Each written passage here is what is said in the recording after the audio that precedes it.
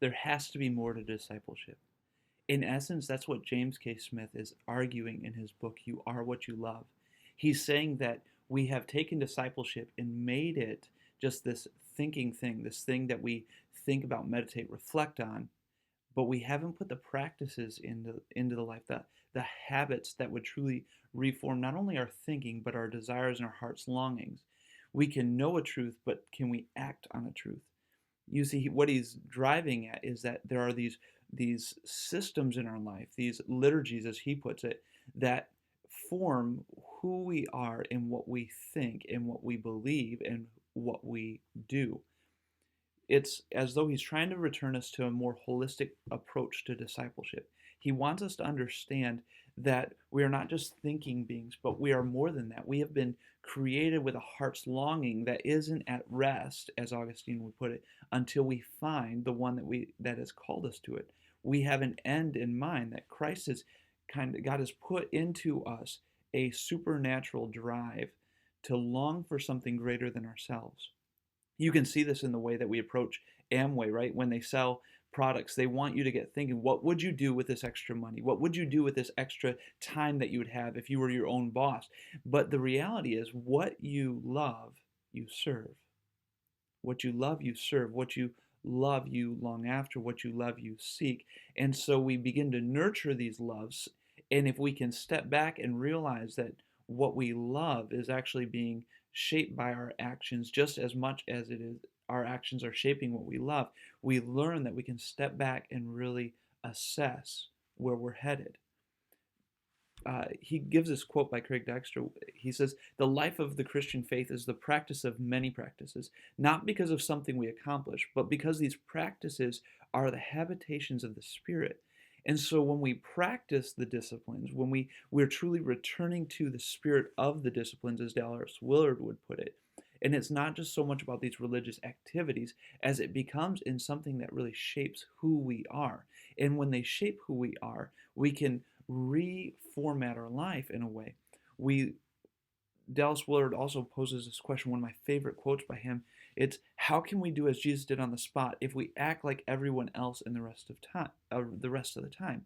We want to be formed so that we can be shaped into the image of his son, but are we willing to step back and look at what we long for, we desire, we learn, we put in action? My math teacher would kind of put it this way: garbage in, garbage out.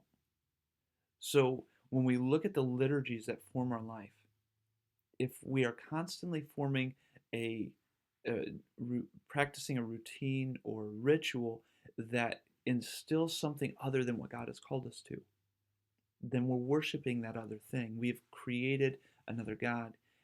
Smith kind of points back to what Calvin says, that we're essentially, that human beings are idol factories, because we create these idols in our life, sometimes knowingly, sometimes unknowingly.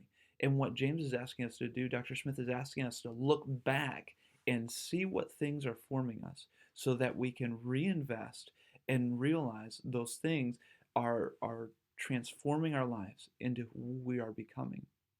It's kind of like what the Lord's been laying in my heart from Isaiah 6. You see, in this passage, God looks and says, "Whom shall I send?" And Isaiah stands up and says, "Here I am, send me." You see, the presence of worship leads to the action of worship. The presence of worship says, "Here I am, transform me." And it's in that time of worship, in that structure of worship, our daily liturgies, as Smith would say, that we are sent out, the send me portion of Isaiah's phrase, that we are sent out into the world to carry out the gospel, to carry out what God's called us to do. Those are things that we need to understand. And so the daily practice of these liturgies, the looking over what God's called us to, that repetitive nature of these things subconsciously reforms us and creates something new. Zig Ziglar put it this way. He said, "Repetition is the mother of learning, the father of action, which makes it the architect of accomplishment." If these activities are forming in our life, our daily routines are forming a new worship atmosphere and setting, then we need to understand that God's calling us to reformat that way of thinking and to take those things seriously. I love what he says here. what Smith says. He says we can be led to more intentional Christian discipleship through a back door, so to speak. In one of his videos, he says that this is literally a test drive, if you will, of the Christian faith, coming to church and starting to respond to some of their practices.